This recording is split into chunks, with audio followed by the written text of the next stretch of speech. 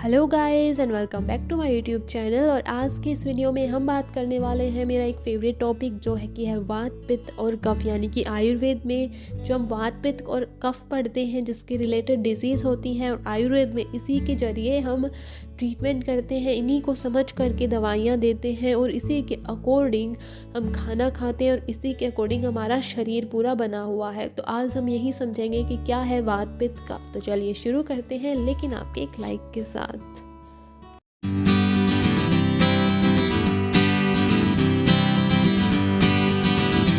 शुरू करने से पहले मैं आपको बता देती हूँ, अगर आपका कोई भी डाउट हो या फिर पर्सनली आप मुझसे कुछ भी पूछना चाहते हो तो इंस्टाग्राम का लिंक मैंने डिस्क्रिप्शन में दिया है, वहाँ पर आप मुझसे पूछ सकते हो।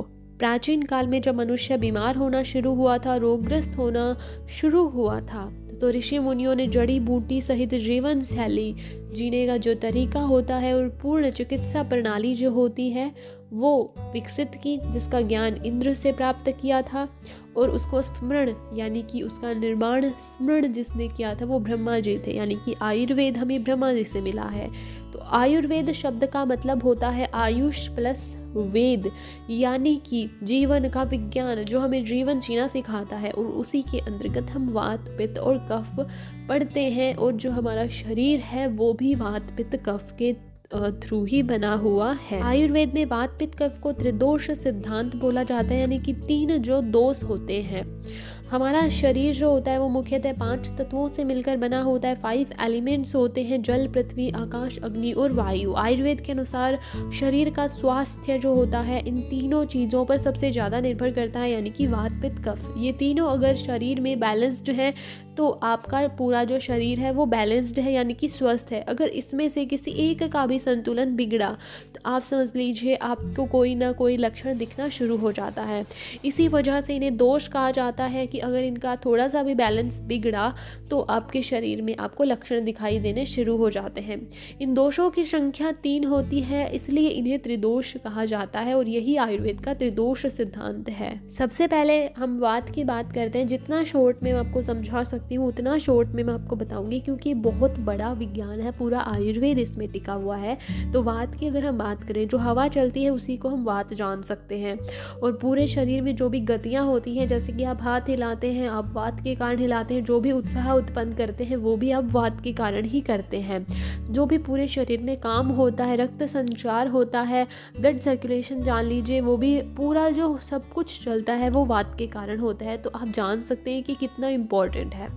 और जो भी शरीर में खाली स्थान होता है वहाँ पर वायु पाई जाती है, यानी कि आपका पेट मान लीजिए फॉर एग्जांपल खाली होता है तो उसमें वायु पाई जाती है।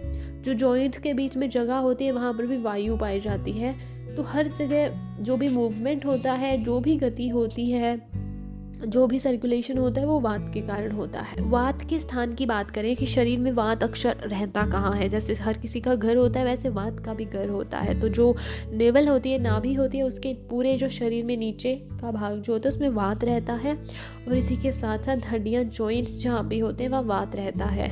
सेकंड नंबर पे हम पित्त की बात करते हैं। तो जो भी अग्नि होते हैं, जो जला देने वाली चीज़ होती है, आपको पित्त जान सकते हैं उसको। जो भी शरीर में आप अंदर लेते हैं, जो भी चीज़ खाते पीते हैं, उनको चेंज कर देना वो आपका पित्त है। दूसरी चीज़ों में जो चेंज करता है वो पित्त होता है, जैसे कि एंजाइम मान लीजिए, हार्मोन्स मान लीजिए, वो सब पित्त होता है अगर आप मॉड्यूलेशन रखें तो। पित्त में कमी से मतलब होता है कि आपकी जो पाचक अग्नि है, यानी कि आपका डाइजेशन खराब हो गया है। अगर शरीर में पित्त दोष ठीक अवस्था में नहीं है तो इसका सीधा मतलब है कि आपके पाचन तंत्र में, डाइजेशन में, मेटाबॉलिज्म में गड़बड़ हो चुकी है। ऐसे ही लोगों को कॉन्स्टिपेशन ज़्यादा रहता है, या फिर पेट से रिलेटेड जो भी बीमारी होती है, मतलब आपका जो पित्त दोष होता है वो बिगड़ चुका है। अगर हम बात करें इसके स्थान की, तो इसका जो मेन स्थान होता है वो होता है पेट और जो छोटी आंत होती है वहाँ पर जो डाइजेशन का मुख्यतः काम होता है ये यही करता है। इसके अलावा जो उरह प्रदेश होता है, छाती मान लीजिए, वह नाभि का जो मध्य भाग होता है, जो आपका स्वेटिंग होती है यानी कि पसीना होता है, ब्लड होता है, आपका जो लिम्फ होता है, उस सभी में पित्त रहता है। तो जो भी डाइजेशन से रिलेटेड चीज़ें होती हैं वहाँ पर पित्त रहता है। थर्ड नंबर पर हम बात करते हैं कफ दोष की, जो कि पृथ्वी और जल तत्वों से मिलकर बना होता है और जो हमारी मानसिक और शारीरिक काम करने की क्षमता होती है वो कफ दोष के कारण होती है। हमारी जो सोचने की शक्ति होती है वो कफ दोष के कारण होती है। रोग प्रतिरोधक क्षमता जो होती है, इम्यून सिस्टम हमारा वर्क करता है कफ दोष के कारण। जो भी काम शक्ति होती है, धैर्यता होती है, क्षमा और जो ज्ञान होता है वो कफ के गुण होते हैं। कफ में मौजूद तमोही गुण जो होता है, तमोगुण, वो नींद का कारण होता है। यानी कि अगर हमारे शरीर में कफ बढ़ जाता है तो हमें नींद बहुत ज़्यादा आती है। अगर कफ की मात्रा में कमी आती है तो बाकी जो दो दोष बच जाते हैं वो अपने आप ही बढ़ने लग जाते हैं। अगर ये कम हो गया कफ तो वो अपने आप ही बढ़ने लग जाते हैं। कफ भारी होता है, मुलायम होता है, मधुर होता है और चिपचिपा होता है। यही इसका स्वाभाविक गुण है। जिस व्यक्ति में शरीर में कफ दोष ज़्यादा होता है वो कफ प्रकृति वाला कहलाता है। तो शरीर में इसके स्थान कहाँ कहाँ पर होते हैं, तो उरह प्रदेश जो होता है, हमारी छाती होती है, हम कहते हैं बलगम जम गया होता है, तो वो जो स्थान होता है वो कफ का ही स्थान होता है। इसके अलावा गले का जो ऊपरी भाग यानी कि कंठ होता है, सिर होता है, गर्दन होता है और जो हड्डियों के जोड़ यानी कि जो साइनोवियल फ्लूइड होता है वो भी कफ ही होता है। जहाँ पर भी स्मूथनेस चाहिए बॉडी में वहाँ पर कफ रहता है। पेट का ऊपरी हिस्सा और वसा भी जो होती है वो कफ का निवास स्थान है, वहाँ पर कफ रहते हैं।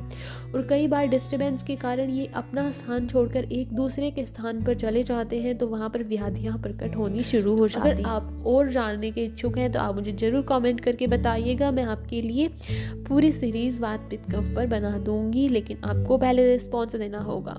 अगर ये वीडियो पसंद आया हो तो लाइक करें, शेयर करें एंड चैनल सब्सक्राइब कर बेल आइकन जरूर दबा लें ताकि आपको मेरे नए वीडियो का नोटिफिकेशन तुरंत मिल जाए। और खुश रहें, मस्त रहें और स्वस्थ रहें। Thank you so much.